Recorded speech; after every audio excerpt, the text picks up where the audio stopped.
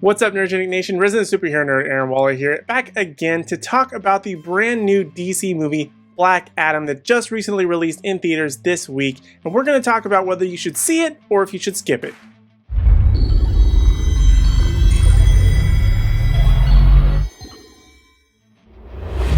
Nearly 5,000 years after he was bestowed with the almighty powers of the Egyptian gods and imprisoned just as quickly, Black Adam is freed from his earthly tomb and ready to unleash his unique form of justice on the modern world. To be honest, I was pretty nervous about this movie even as far back as its initial first look at DC fandom in 2020, when it was mostly just animated artwork than anything else. But after a much longer wait than necessary, Black Adam has finally been resurrected and flown his way into theaters, looking to shake up DC even more than Warner Bros. Already has. In terms of the overall story, it does a fair job in telling the contained story of Black Adam while also incorporating a lot of other moving parts.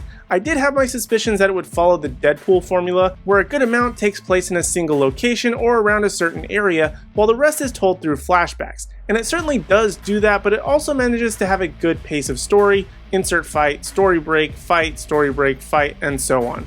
That's not to say though that this movie doesn't contain some eye-rollingly cheesy moments and dialogue, as well as what I would say is nearly plagiarized material, with the JSA mansion and jet being an almost identical ripoff of the X-Men. There's also a scene with Black Adam moving faster than everyone and wrecking a lot of soldiers, and then once he gets to the other end of the field, it ramps up and the chaos ensues. Again, very similar to the X-Men with the Quicksilver scene in Days of Future Past. It even manages to mirror Black Panther, with the ship's interior, technology, Hawkman's exit from the ship, and even some parts of his wardrobe.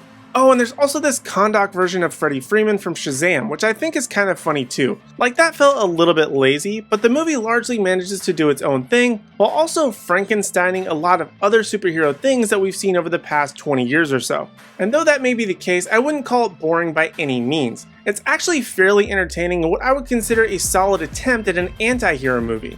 And though that may be the case, I wouldn't call this movie boring by any means. In fact, I actually think it was pretty entertaining and a pretty good attempt at an anti-hero movie. Now, in terms of the acting, I felt everyone largely played their part. No one went overly big. The Rock was The Rock, but also not, if that makes any sense. He's able to play the character in a fair way that is the story of an anti-hero who borders on villain at times, and it comes across very well. He decimates several people in somewhat very brutal ways, which I thought was great for a PG-13 movie and would love to see what could have been done with an R rating. But at no point in the movie's nearly 2-hour runtime do you ever really feel like you're rooting for Black Adam. You never really think of him as wanting to come out on top.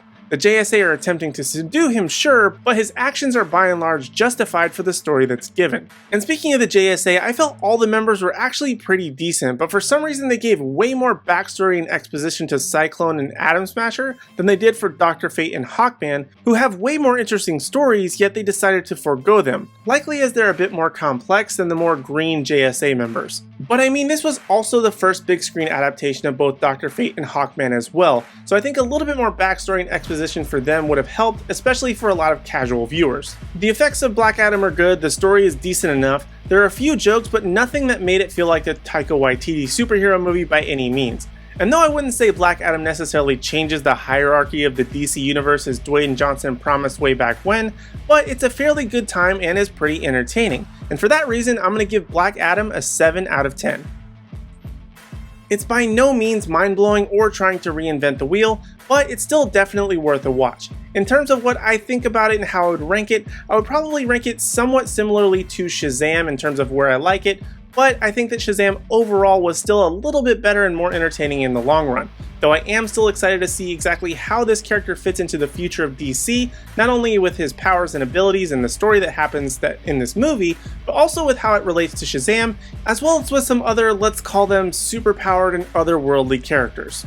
So those are my thoughts on Black Adam, and now I want to hear from you in the Nerdgenic community. What did you think of Black Adam? Where would you rank it amongst the DC movies? Did you like it? For what reasons did you like it, or did you not like it? Let me know your thoughts in the comment section down below. And while you're down there, be sure to hit like, subscribe, and ring the bell notification. That way you don't miss out on any future videos from me or the rest of the Nerdgenic team. And also be sure to give us a follow across all social media platforms at Nerdgenic. That way you don't miss out on any special news, announcements, or articles at nerdgenic.com. But in the meantime, if you want even more video content from us, check out these playlists on screen. Like this DC playlist where you can find out even more about DC characters and properties that are upcoming. Or if you're a comic book lover like me, check out the History of playlist where I give you the comic book history of various heroes and villains right over here. But other than that, thank you guys so much for watching. We really do appreciate it. We hope to see you in the next video.